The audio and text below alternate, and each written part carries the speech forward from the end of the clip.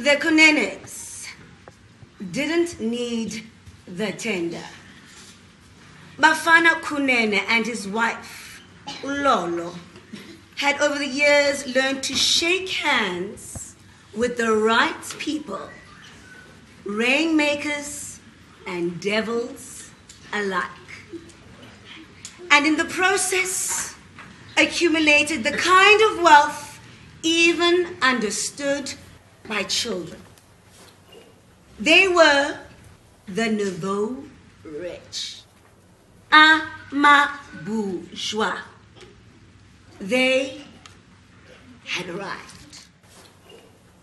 The house on a quiet cul-de-sac, an ostentatious sandhurst, offering picturesque views of the Magaliesberg Mountains with fierce reddish-orange high-felt sunsets in the backdrop.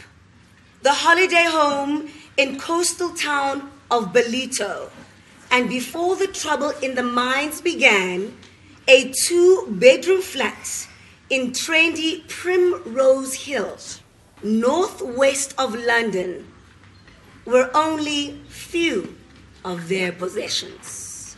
The 3 luxury cars in the garage were paid for, thank you very much. The Kunenes also kept a very healthy bank balance, with more money locked in shares, unit trusts, offshore investments, commercial property, and other investments only one would read about in the business section of Sunday newspapers. The Kunene name was on everybody's contact list, the name that everybody dropped at a moment's notice to ascertain their social standings. The Kunenes were fine, more than fine, but it was not enough. Bafana was never enough. The more money he made, the more he wanted. But such is human nature. Although Bafana was a city man, he had not forgotten where he came from. Little development had taken place in Babanang, where his umbilical cord lay buried under a giant yellow wood at the back of the main house. Bafana had demolished 3 mud rondavels, one belonging to him, the other to his younger brothers, and one used in the kitchen. And the main house, a modest 3-roomed brick structure consisting of the family room, his parents' bedroom, baby sister's room, made way for the big house. Unknown men first appeared in 2 black double-cam vans with out-of-town registration plates. They came early in the morning and spent the day walking around the vast yard in neon vests and hard hats. They walked around with purpose, measuring things, writing down things on pieces of paper, using pens they kept in their shirt pockets or behind their ears. Occasionally, they paused to wipe sweat off their foreheads or take a sip of water from the bottles they brought with them. When they needed to take a piss, they walked a short distance down the valley out of sight. They avoided the outside pit latrine, the only available toilet. The men left, only to reappear a few months later. The second time they came around in large yellow trucks and started to work immediately, demolishing, digging, laying down bricks. Men of Babanango and neighboring villages as far as Ntontu, young and old, came in droves to look for work. And you know what? They got work. Old man Kunene watched the men with palpable fascination and worry. They showed him a picture of the house of unimaginable proportion and explained it was what they were building from him right here in Babanango. The old man was worried that the house was way too big and that it would attract the wrong type of attention to his family. What with all that drama happening next door in Gandla? Bafana laughed, ha ha!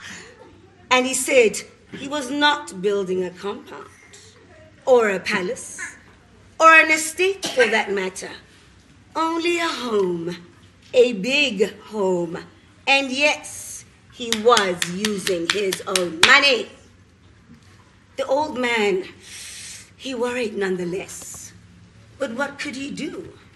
Where would he be without his oldest son? Months passed, and when the construction was complete, 3 houses stood side by side. A big one in the middle, flanked by 2 smaller ones. Only smaller in scale, but no less majestic. The ceremony to open the big home was bigger than Bafana's wedding 10 years before.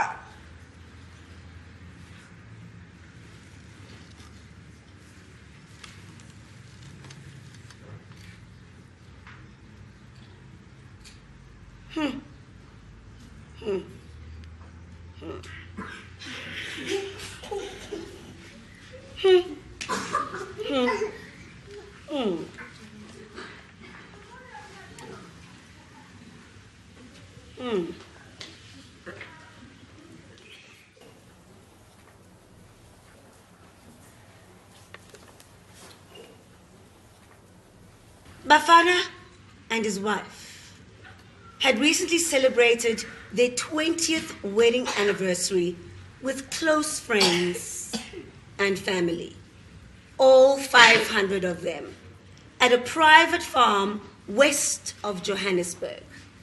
The media was invited and wasted no time flashing their cameras and shoving microphones at the guest who posed and smiled and said a few lovely words about the couple before sashaying on the red carpets to their allocated seats in the white nylon tent.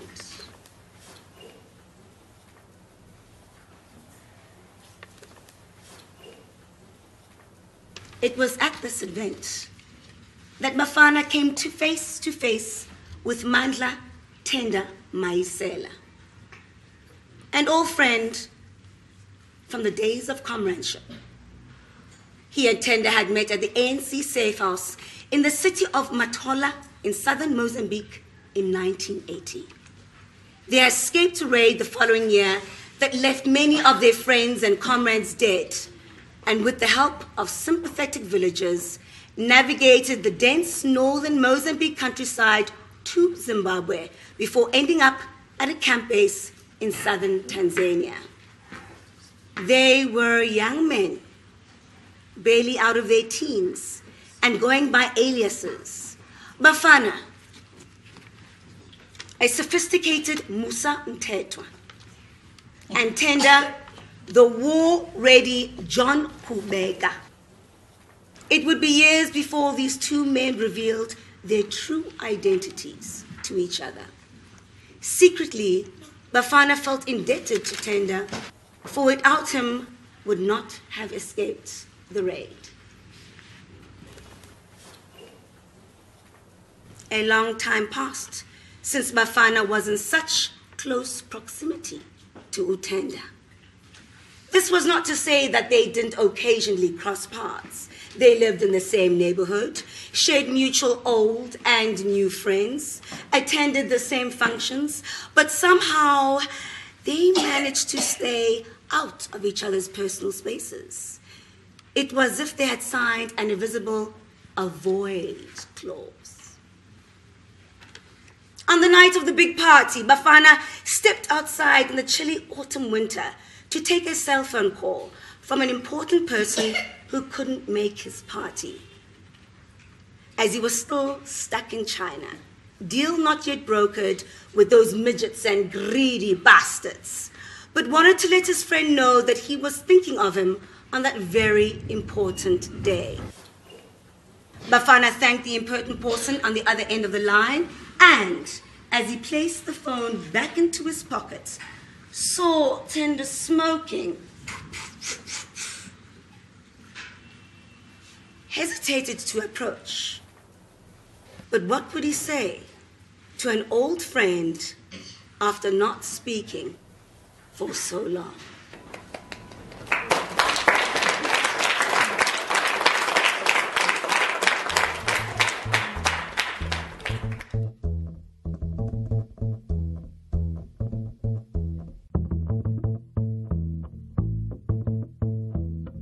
Take it